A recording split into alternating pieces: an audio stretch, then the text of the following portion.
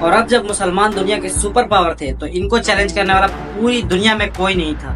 لیکن ہسٹری میں جب بھی کوئی امپائر اس لیول تک پہنچ جاتی ہے تو اس سے آگے صرف ایک ہی راستہ ہوتا ہے: ڈکلائن. ہوا یہ کہ عباسیوں سے پہلے امیہ خلافت ایز وی نو کہ صرف عربوں کے لیے ہی تھی، لیکن عباسی خلافت امیہ خلافت کے بالکل اپوزٹ تھی. مطلب یہ ہے کہ خلافت کے دور میں امپائر کے ہر کونے سے لوگ گورنمنٹ میں شامل تھے. پرشینز، گریک، ترکی، سب. اور ایک عباسی خلیفہ نے تو ترک کی ایک بہت پاورفل فوج بنائی جس کا نام سلجوق فوج رکھا. اور یہ فوج ٹائم کے ساتھ اتنا زیادہ پاورفل ہو گئی کہ اس نے خلافت کی کنٹرول ہی اپنے ہاتھ میں لے لی. مطلب یہ ہے کہ خلیفہ صرف نام کا خلیفہ رہ گیا تھا.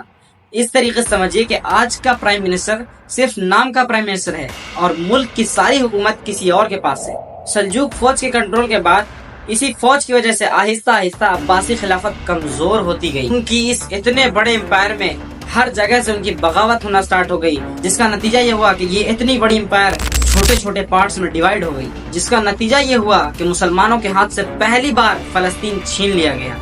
اس سب سے پہلے جب حضرت عمر رضی اللہ عنہ ان سارے علاقوں کو فتح کر رہے تھے تو انہوں نے کرسچنز کی ایک بہت مضبوط اور ہولی سٹی یروشلم کو بھی فتح کر لیا. اور اس کے 450 سالوں بعد تک بھی کسی میں اتنی ہمت نہیں ہوئی کہ مسلمانوں کے ہاتھ سے فلسطین کو لے سکے. لیکن جب عباسی خلافت الگ الگ پارٹ میں ڈیوائیڈ ہو گئی اور کمزور ہو گئی تو اس ٹائم کا یورپ کے کرسچن سے بہت زیادہ فائدہ اٹھایا اور یروشلم اور فلسطین کو مسلمانوں کے ہاتھ سے لینے کے لیے ایک بہت بڑی جنگ سٹارٹ کی. اور آخر 1099 انہوں نے مسلمانوں کے ہاتھ سے یروشلم اور فلسطین فتح کرنے کے بعد ہزاروں مسلمان بچوں، عورتوں اور بوڑھوں کو قتل کر دیا. اور کچھ مسلمان بچنے کے لیے گھروں میں چھپے اور مسجدوں میں چھپے بھی. تو کروسیڈرز نے بجائے اس کے کہ وہ ان کو گھروں سے باہر لاتے اور ان کو نکالتے، بجائے اس کے انہوں نے گھروں میں اور مسجدوں میں آگ لگا دی، جس کی وجہ سے ہزاروں مسلمان جل کر راکھ ہو گئے. اب آپ یہ سوچیں گے کہ کوئی اتنا بڑا ظالم کیسے ہو سکتا ہے؟ تو آج یہی حال ہمارے فلسطینی بھائیوں کے ساتھ ہو رہا ہے. کرسچنز کے اس ظلم کے بعد کچھ ہی مسلمان بچ کر نکل سکے، اور جو بچ کے نکلے انہوں نے مسجد اقصی سے اس قرآن کو بھی لے لیا جو حضرت عثمان رضی اللہ عنہ کے دور میں لکھی گئی تھی. اس سب کے بعد مسلمانوں کے پاس کوئی ایسا لیڈر نہیں تھا جو دوبارہ فلسطین کو فتح کر سکے.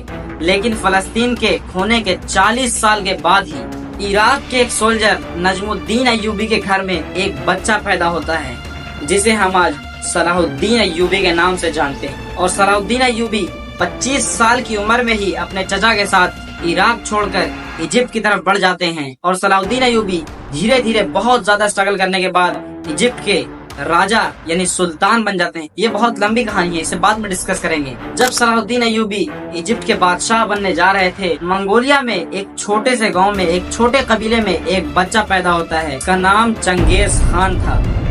یس، صلاح الدین ایوبی اور چنگیز خان دونوں ایک ہی دور میں زندہ تھے. ایک نے تو مسلمانوں کو واپس گلوری کی طرف لے کے جانا تھا، لیکن دوسرے نے مسلمانوں کو ایسا تباہ کرنا تھا جیسا اس سے پہلے کسی نے بھی نہیں کیا. فلسطین اور خاص کر کے یروشلم کو کھونے کے بعد مسلمانوں کے پاس کوئی ایسا لیڈر نہیں تھا جو ان کو دوبارہ فلسطین اور یروشلم دلا سکے. اس ٹائم پہ علماء نے بہت اہم رول ادا کیا تھا کہ جب امت ٹوٹ گئی تھی، آپس میں لڑائی جھگڑا کرنے لگے تھے، فرقوں میں بٹ گئے تھے، تو اس وقت بہت عظیم اسکالرز نے امت کو ایک ہی گول پہ یونائٹ کرنا شروع کیا کہ کسی بھی حال میں دوبارہ فلسطین فتح کرنا ہے. جس سے اگلے کئی سالوں میں مسلم یوتھ پاپولیشن میں یہ بات ان کے دماغ میں بیٹھ گئی کہ کسی بھی حال میں فلسطین کو فتح کرنا ہے. لیکن پھر بھی مسلمانوں کے پاس کوئی ایسا لیڈر نہیں تھا جو مسلمانوں کو لیڈ کر سکے اور وہ جا کر فلسطین فتح کر سکے. اور اب جب کہ صلاح الدین ایوبی ایجپٹ کے سلطان بن گئے تھے، انہوں نے کرسچن سے ڈیل کی کہ اگلے 10 سالوں تک امن کا ماحول رہے گا، یعنی نہ تم ہم پر حملہ کرو گے اور نہ ہم تم پر.